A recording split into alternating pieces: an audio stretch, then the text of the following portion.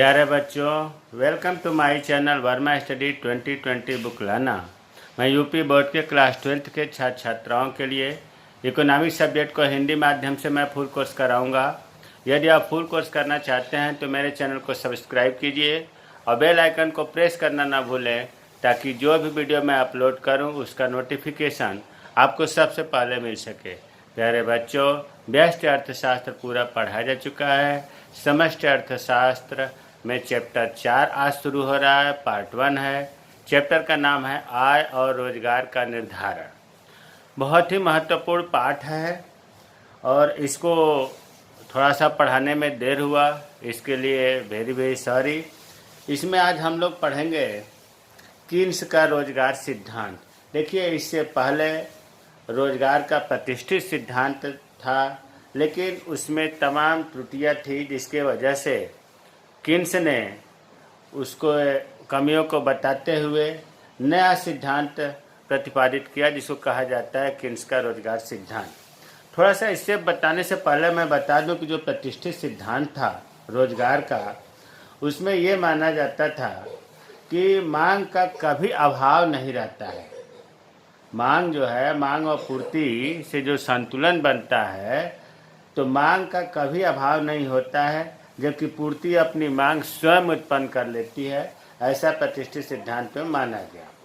अगर कभी बेरोजगारी उत्पन्न होती है तो खुली बाजार कीमत प्रणाली से अपने आप दूर हो जाती है। लेकिन कीन्स ने कहा कि नहीं, ऐसा नहीं है। देखिए, 1929 से 1933 में विश्वव्यापी महामंदी का समय था। उस समय बहुत ही आर्थिक समस्याएं उत्पन्न हुई, जिससे प्रतिष्ठित आर्थिक सिद्धांत के जो अर्थशास्त्री थे वह असफल रहे इस समस्या को सुलझाने में, विश्वव्यापी महामंदी को दूर करने में। प्रोफेसर कीन्स ने एक किताब लिखा जो विश्व प्रसिद्ध पुस्तक है, general theory of employment, interest and money. General theory of employment, interest and money, ये प्रोफेसर कीन्स का एक विश्व प्रसिद्ध पुस्तक है। इस पुस्तक में प्रोफेसर कीन्स ने केवल प्रतिष्ठित सिद्धांत की आलोचना ही नहीं किया, बल्कि बेरोजगारी उत्पन्न होने के कारण का भी वर्णन किया है और उनसे छुटकारा पाने के उपायों पर भी प्रकाश डाला है। प्रोफेसर कीन्स ने बताया कि बेरोजगारी का जो मूल कारण है वो प्रभावी मांग में कमी हो जाना है। प्यारे बच्चों, प्रभावी मांग की अंग्रेजी है इफेक्टिव डिमांड। अर्थात इफेक्टिव डिमांड में जब कमी होती है तो बेरोजगारी बढ़ती है। दूसरा रूप में हम ये कहें कि रोजगार जो है प्रभावपूर्ण मांग, प्रभावी मांग या प्रभावपूर्ण मांग एक ही है, इस पर निर्भर करता है रोजगार का। किस पर निर्भर करता है रोजगार? प्रभावपूर्ण मांग पर। प्रभावपूर्ण मांग को हम ये कह सकते हैं कि कुल कितना उत्पादन हुआ उतना ही तो मांग होगा, या कुल कितना आय हुआ, या कुल कितना रोजगार है। ये प्रभावपूर्ण मांग के कई इसके अर्थ लगाए जाते हैं। मतलब प्रभावपूर्ण मांग को हम कुल उत्पादन से भी देखते हैं, या कुल आय से भी देख सकते हैं, कुल रोजगार से भी देख सकते हैं। अब ये जो प्रभावपूर्ण मांग है या प्रभावी मांग है, ये कुल मांग जिसको हम कहते हैं एडी, एग्रीगेट डिमांड, तथा कुल पूर्ति, एग्रीगेट सप्लाई द्वारा निर्धारित होता है। बहुत महत्वपूर्ण है यह वाक्य, इस पर ध्यान दो। कुल मांग को हम समग्र मांग, सामूहिक मांग, सकल मांग, एग्रीगेट डिमांड, एडी कहा जाता है, और कुल पूर्ति को समग्र पूर्ति, सकल पूर्ति, सामूहिक पूर्ति या एग्रीगेट सप्लाई कहा जाता है। तो जो प्रभावपूर्ण मांग है वो एडी और एएस द्वारा निर्धारित होता है। देखिए, बार बार एडी और एएस शब्द का प्रयोग किया जाएगा। एडी का नाम लेते ही एग्रीगेट डिमांड और एग्रीगेट सप्लाई, ये मन में बात आ जानी चाहिए। कभी समग्र मांग बोल दिया जाए, कभी सामूहिक मांग बोल दिया जाए, तो कन्फ्यूजन नहीं होना है। इसलिए एडी और एएस ज़्यादातर प्रयोग करते हैं। तो प्रभावपूर्ण मांग जो है वो किसके द्वारा निर्धारित होता है? एडी और एएस।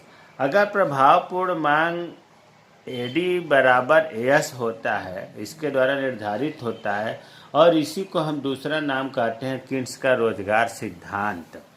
तो अगर प्रश्न पूछा जाए कि किन्स का रोजगार सिद्धांत क्या है, या ये पूछा जाए कि प्रभाव पूर्ण मांग बिंदु के द्वारा रोजगार स्तर का निर्धारण कैसे होता है, तो एक ही चीज़ है। अब इसमें अगला पॉइंट है, प्रभावी मांग वह बिंदु है जहां सामूहिक मांग मतलब एडी तथा सामूहिक पूर्ति एएस बराबर होती है। एडी बराबर एस जहां होगा वहां पर ही प्रभावी मांग बिंदु होगा। अगर आपको अभी तक इतनी बात अगर नहीं समझ में आया है तो एक दूसरा रास्ता यह है समझने का। देखिए जो पाठ है इसका नाम है आय और रोजगार का निर्धारण, या हम दूसरे रूप में कहें आय और रोजगार के संतुलन का निर्धारण, ये पाठ है। और जो आय और रोजगार के संतुलन का निर्धारण है वो समग्र मांग मतलब एडी और समग्र पूर्ति के बराबर जहां होता है वहीं पर संतुलन का निर्धारण होता है। एडी और एएस जहां पर बराबर होता है, इनके वक्र जहां पर काटते हैं वहीं पर आय तथा रोजगार के संतुलन का निर्धारण होता है। दूसरे रूप में हम ये भी कह सकते हैं कि एडी जहां एएस के बराबर होता है, या एडी वक्र जहां एएस वक्र को काटता है वहीं पर प्रभावी मांग बिंदु होता है। तो अब हम इन दोनों को विस्तृत रूप से समझेंगे कि एडी क्या है और एएस क्या है। तो सबसे पहले आते हैं सामूहिक मांग, जिसको कहते हैं एग्रीगेट डिमांड। अब देखिए इसकी परिभाषा सामूहिक मांग या समग्र मांग और सामूहिक पूर्ति या समग्र पूर्ति बहुत ही स्पष्ट रूप से समझ में आना चाहिए, इसलिए ध्यान देने की ज़रूरत है। अब देखिए सामूहिक मांग के डिफिनेशन में एक लेखा वर्ष में, एक वित्तीय वर्ष में अर्थात 1 अप्रैल से लेकर के 31 मार्च तक लेखा वर्ष होता है। एक अर्थव्यवस्था का मतलब किसी देश के सभी क्षेत्रकों, देखिए क्षेत्र 4 प्रकार के होते हैं, पिछले वीडियो में पढ़ाया गया। एक तो होता है परिवार क्षेत्र, दूसरा उत्पादक क्षेत्र जिसे फर्म क्षेत्र भी कहते हैं, तीसरा सरकारी क्षेत्र और चौथा शेष विश्व क्षेत्र। तो इन चारों क्षेत्रकों के द्वारा जितनी भी अंतिम वस्तुओं और सेवाओं की, अंतिम वस्तुओं और सेवाओं का मतलब होता है कि अब उस वस्तु में या उस सेवा में अब कोई काम बाकी नहीं रह गया है, अब सीधे उसका उपभोग में करने लायक हो गया, इसीलिए इसको अंतिम वस्तु और सेवा कहा जाता है। मांग की जाती है, उनका कुल जोड़ सामूहिक मांग, समग्र मांग, कुल मांग, सकल मांग एडी कहलाता है।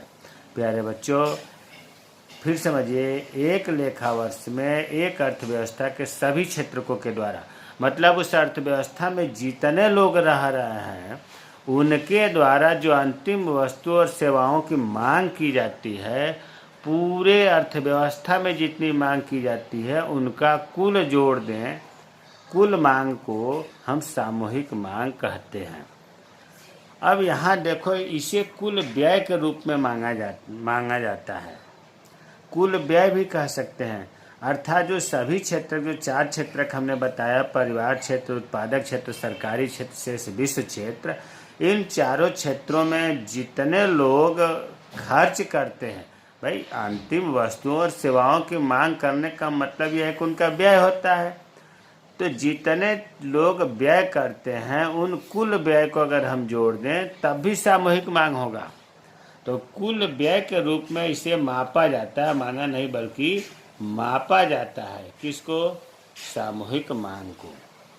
हम उम्मीद है कि सामूहिक मांग आपको समझ में आ गया होगा।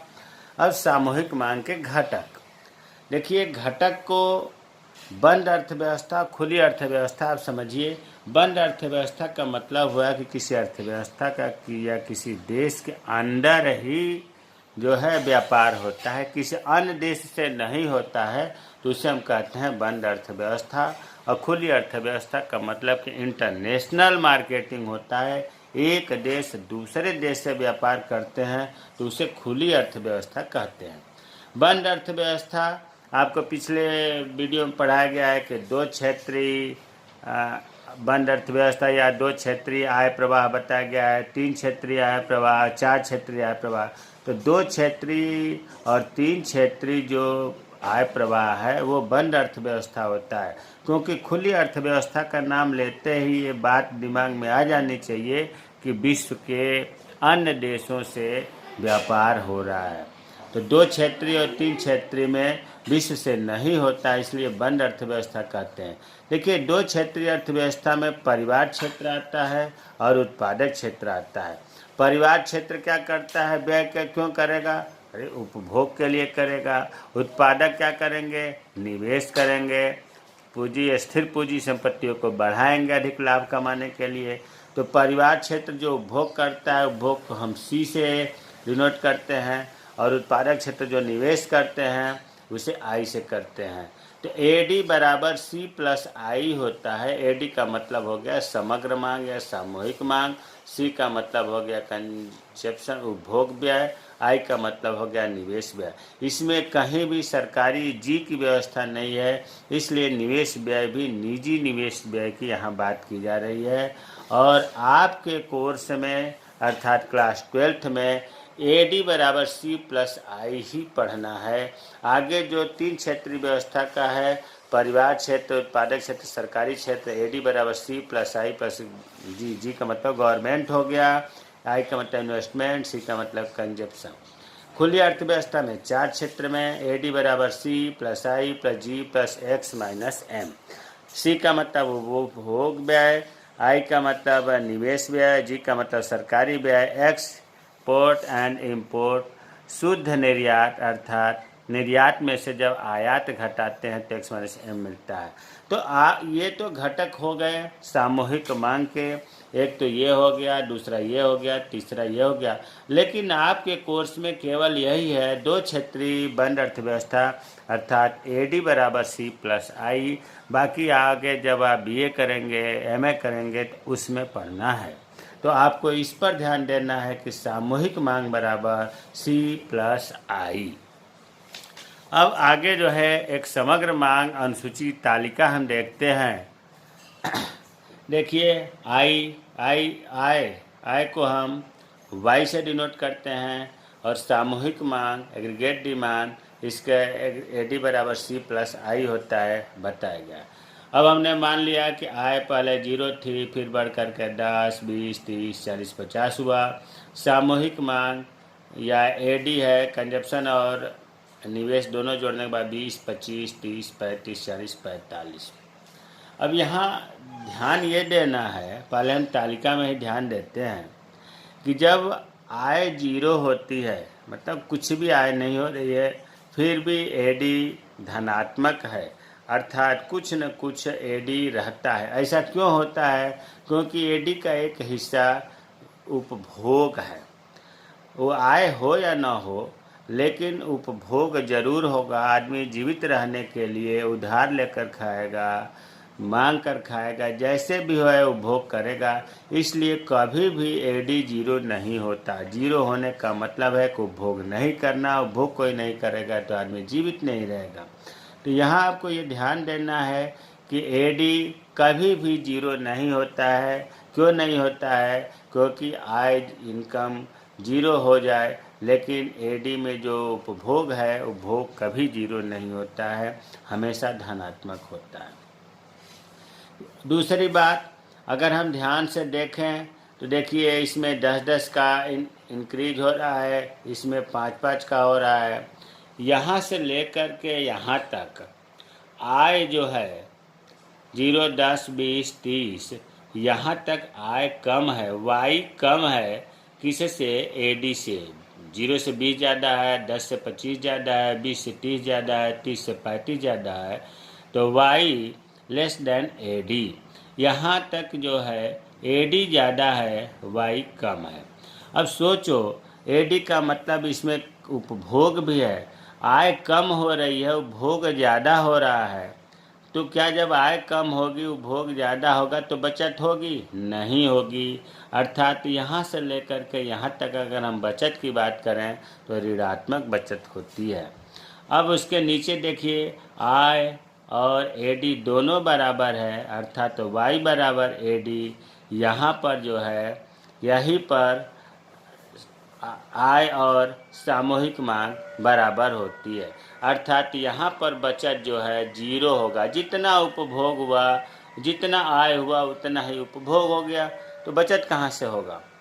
उसके आगे है कि 50 आय दिखाया गया है और 45 AD दिखाया गया है। इसका मतलब आय ज़्यादा है, 50 है, लेकिन उपभोग या AD 45 हुआ। इसका मतलब कि 5 रुपया जो है बचत हुआ। यहाँ हम कहेंगे कि बचत पॉजिटिव है। इसी चीज़ को हम ग्राफ पर देखते हैं। OX, इधर X लिखा, इधर Y लिखा, इधर I 0, 10, 20, 30, 40, 50, और इधर हमने AD लिखा, ये भी है, हमने 0, 10, 20, 30, 40, 50, 45 है तो 50 तक लिखा।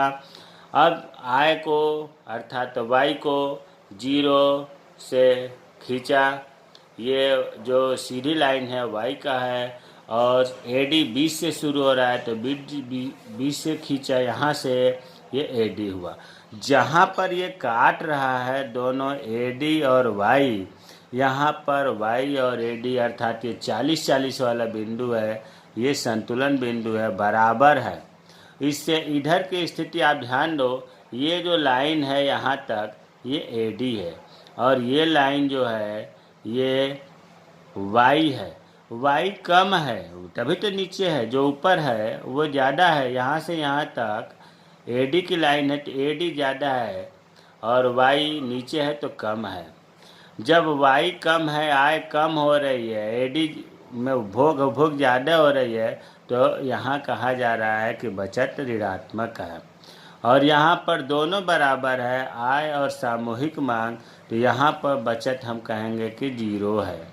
और उसके आगे हम देख रहे हैं कि आय ज़्यादा हो गया और इसके नीचे AD है। इसका मतलब हुआ कि आय ज़्यादा है, AD कम है, उपभोग कम हो रहा है, तो बचत होगा। इसी चित्र को, तालिका को हमने चित्र में दिखाया, जो हम कहेंगे समग्र मांग वक्र। और इससे जो निष्कर्ष निकला, जो अभी मैंने बताया है, वही चीज़ लिखा गया है कि अर्थव्यवस्था में व्यय का कुछ न्यूनतम स्तर सदैव होता है। Y बराबर 0 होने पर भी AD बराबर 20 हुआ, जो अभी हमने बताया कि जो आय भले ही 0 हो जाए, लेकिन AD कभी 0 नहीं होता है, क्योंकि इसमें उपभोग है और उपभोग कभी भी 0 नहीं होगा। आय की एक निश्चित दर से बढ़ती है, आय देख रहे हैं कि निश्चित दर से बढ़ रही है, समग्र मांग भी एक निश्चित दर से बढ़ रही है, तो हम ये कह सकते हैं कि समग्र मांग और आय ये धनात्मक संबंध है, अर्थात नीचे से ऊपर की ओर उठते हुए धनात्मक संबंध, दोनों में वृद्धि हो रही है, तो हम कहेंगे धनात्मक रूप से संबंधित है। आय एक निश्चित दर स्तर पर, आय देख रहे हैं कि निश्चित स्तर पर पहुंचने के बाद समग्र मांग आय के पीछे रह जाती है। समग्र मांग यहाँ कम हो गई। पहले तो समग्र मांग अर्थात सामूहिक मांग कम थी, फिर उसके बाद बराबर हुई, यहाँ आय से पीछे हो गई। तो इसी बात को यहाँ निष्कर्ष लिख दिया गया है। तो हमें उम्मीद है कि समग्र मांग आपको समझ में आ गया होगा। समग्र मांग का जो अनुसूचित तालिका सारणी है, उदाहरण है, वो भी समझ में आ गया होगा। उसका वक्र भी कैसे बनेगा। अब आते हैं समग्र पूर्ति। समग्र पूर्ति एग्रीगेट सप्लाई एक अर्थव्यवस्था की सभी उत्पादक इकाइयों द्वारा, अर्थव्यवस्था मतलब देश, सभी उत्पादक इकाइयों जितने भी उत्पादन के साधन हैं, एक निश्चित समय अवधि में मतलब एक लेखा अवधि में सभी अंतिम वस्तुओं सेवाओं को बता दिया मैंने। इनके मौद्रिक मूल्य को समग्र पूर्ति कहते हैं। अगर आप ध्यान दें तो GDP की भी यही परिभाषा है कि सभी उत्पादक इकाइयों द्वारा एक निश्चित समय अवधि में जितनी अंतिम वस्तुओं और सेवाओं का उत्पादन होता है, उसका मौद्रिक मूल्य क्या कहलाता है, समग्र पूर्ति कहलाता है। समग्र पूर्ति, सामूहिक पूर्ति को हम राष्ट्रीय आय भी कहते हैं, प्रदर्शित करता है। अर्थात एग्रीगेट सप्लाई बराबर Y का मतलब आय, राष्ट्रीय आय। समग्र पूर्ति का घटक जो है C+S, समग्र मांग का क्या था, C प्लस आई था, और यहाँ पर C प्लस एस है। C का मतलब उपभोग व्यय, S का मतलब बचत। इसको एक उदाहरण से समझते हैं। देखिए, रोजगार दिया गया है 0, 10, 20, 30, 40। समग्र पूर्ति है 0, 10, 20, 30, 40। दोनों को एक जैसा दिखाया गया है। इधर रोजगार लिख दिया गया, इधर S लिख दिया गया। हमने S खींच दिया क्योंकि जिस अनुपात में ये बढ़ रहा है उसी तरह से भी बढ़ रहा है, तो धनात्मक संबंध है, तो नीचे से ऊपर को उठता हुआ S हमने खींच दिया। इसके बाद 0 दोनों का हो गया 10, 20, 30 और 40। यहाँ तक तो पूरा रोजगार मिल गया, लिखा गया है। मान लिया गया कि सभी को रोजगार मिल गया, अब कोई बेरोजगार नहीं है। तो अब हम एस को कैसे बढ़ाएंगे? अब एस नहीं बढ़ सकता, अब केवल कीमतें बढ़ेंगी। इसको एक दूसरे चित्र में देखो कि अभी हमने जो ये यहाँ से यहाँ तक हमने खींचा था एस, अब पूरा रोजगार लोगों को मिल गया है, कोई बेरोजगार नहीं, तभी आगे नहीं बढ़ेगा। अब क्या होगा, कीमतें बढ़ेंगी, तो ये जो यश वक्र है ये ऊपर की तरफ लंबावत ऊर्ध्वाधर मुड़ जाता है। अब इसमें कीमतें बढ़ेंगी, पहले P1 था, फिर P2 था, P3 था। तो समग्र पूर्ति जो है, आप देख रहे हैं कि रोजगार पूर्ण होने के बाद, सबको रोजगार मिलने के बाद जो है एग्रीगेट सप्लाई जो वक्र है वो लंबवत हो जाता है। और इसका घटक हमने बताया एस बराबर C प्लस एस। अभी आपको ये बताया गया कि प्रभावी मांग बिंदु के द्वारा जो रोजगार का निर्धारण होता है या आय तथा रोजगार के संतुलन का निर्धारण कब होता है, AD बराबर जब एस होता है। तो इसको भी एक उदाहरण से समझ लेते हैं। वाई हमने माना आय 0, 10, 20, 30, 40, 50, 60। AD माना 20 पर। AD देखिए कभी 0 नहीं होता है क्योंकि AD में उपभोग C प्लस आई होता है, तो भोग है, भोग कभी भी शून्य नहीं होता। 20, 25, 30, 35, 40 ये हुआ। और एस अभी हमने बताया कि एस समग्र पूर्ति जो है वो आय को दर्शाती है, इसलिए आय वाली डाटा, वाई वाले डाटा को हमने यहाँ लिख दिया।